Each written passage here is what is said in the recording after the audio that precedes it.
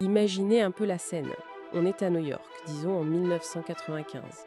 Et plusieurs fois par heure, il y a cette silhouette-là, fine, presque irréelle, qui se pose sur les pistes de JFK. Mhm. Un oiseau blanc, le nez effilé, avec les lettres Paname sur la carlingue. C'est un Concorde. Il vient d'arriver de Paris. En à peine plus de 3 heures. Exactement. Et c'est la routine, la navette des affaires, le symbole d'un monde qui a complètement dompté la vitesse. Sauf que voilà, cette scène, c'est de la pure science-fiction. La réalité, on la connaît. Le Concorde, aujourd'hui, c'est une magnifique pièce de musée. C'est ça. Seuls 14 appareils ont volé commercialement, et uniquement pour Air France et British Airways. Panam n'en a jamais eu. C'était une prouesse technique incroyable, mais un échec commercial total. Et c'est justement ce carrefour de l'histoire qu'on va explorer aujourd'hui.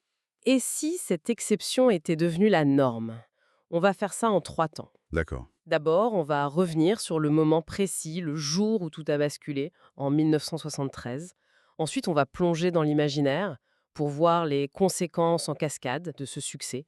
Une économie, une géographie, une société totalement transformée. Et enfin, j'imagine, on va se demander ce que ce choix révèle sur notre idée du progrès. Vitesse contre volume, en quelque sorte. C'est exactement ça. Alors, commençons par le début.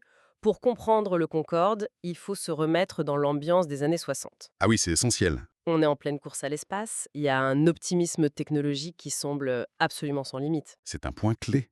L'accord franco-britannique du 29 novembre 1962, ce n'est pas juste un contrat industriel, c'est un acte politique. C'est une façon pour l'Europe, pour la France de Gaulle, de dire aux Américains « Regardez, nous aussi on maîtrise la pointe de la technologie ». Une question de souveraineté en fait. Totalement, c'était un projet de souveraineté. Et quelle vitrine technologique. Les défis à l'époque devaient être monumentaux. Le mot est juste, c'était un projet pharaonique. On parle d'un investissement de 1,5 milliard de livres sterling de l'époque, c'est colossal. Les ingénieurs ont dû tout inventer. On pense souvent au nez basculant, c'est l'image qu'on a tous en tête. Bien sûr, le nez basculant.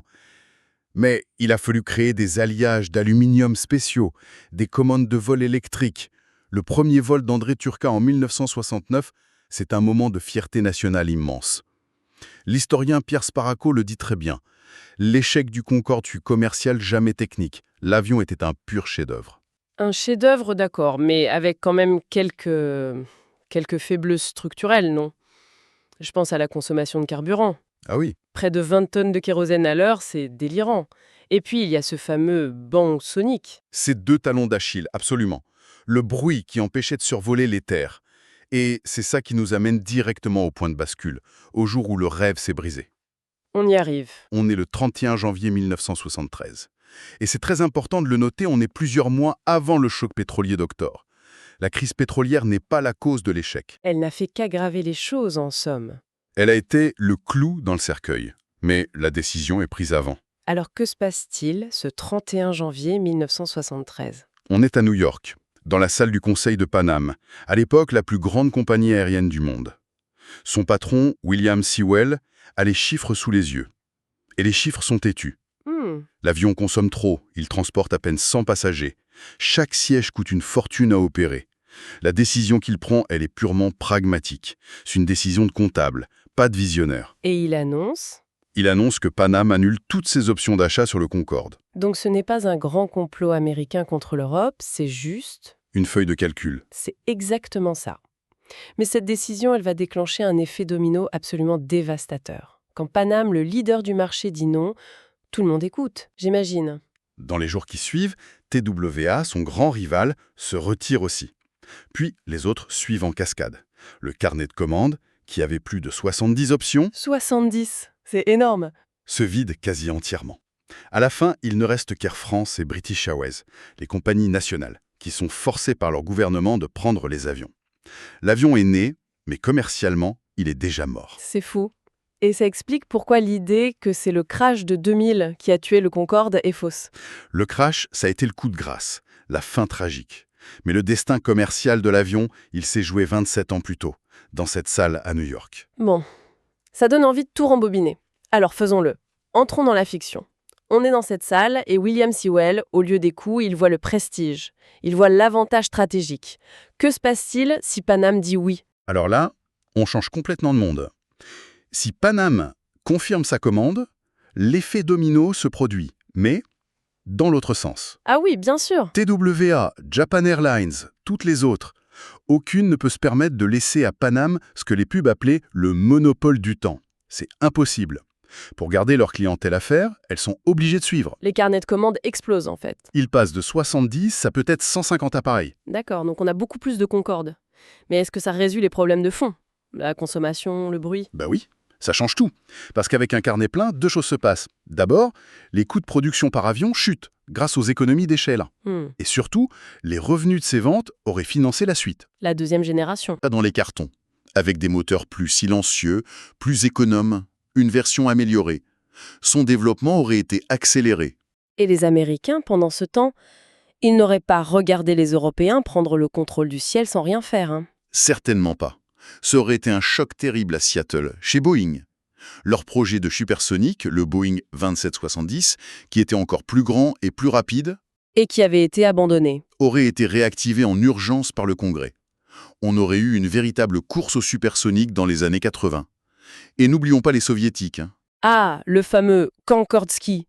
Le Tupolev Tu-144. Dans notre réalité, sa carrière a été quasi inexistante.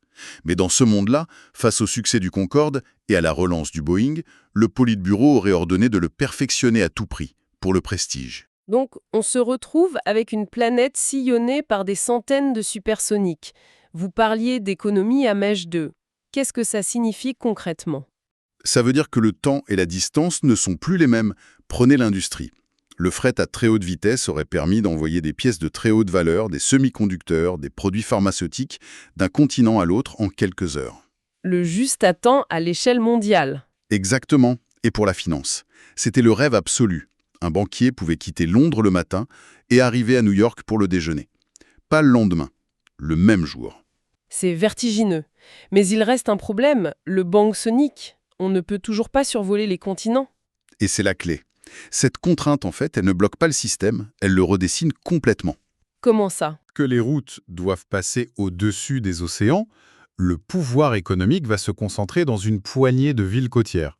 Ce sont elles les portes d'entrée du réseau. On les appelle les aéropoles supersoniques. New York JFK, Paris CDG, Londres, Tokyo. C'est ça. Ces villes deviennent les nœuds centraux du pouvoir mondial. Elles aspirent les sièges sociaux, la finance, les talents. Attendez, là je suis un peu sceptique. Des villes comme Francfort, qui est un hub financier majeur, ou Chicago, un carrefour logistique, elles se laisseraient déclasser comme ça? Elles ne se laisseraient pas faire, bien sûr. Il y aurait des adaptations, des TGV pour rejoindre la côte, mais vous seriez toujours en deuxième division. L'accès direct au réseau supersonique, ce serait le nouveau critère du pouvoir. Une entreprise qui veut jouer dans la cour des grands doit avoir son siège près d'un aéroport supersonique. C'est non négociable. Si on suit cette logique, ce n'est plus seulement une fracture géographique, c'est une fracture sociale. On crée deux humanités. On arrive au côté le plus sombre du scénario. Vous avez une élite Mach 2, une hyperclasse mondiale pour qui la distance n'existe plus. Paris et New York deviennent les quartiers d'une même mégapole transatlantique. Et les autres?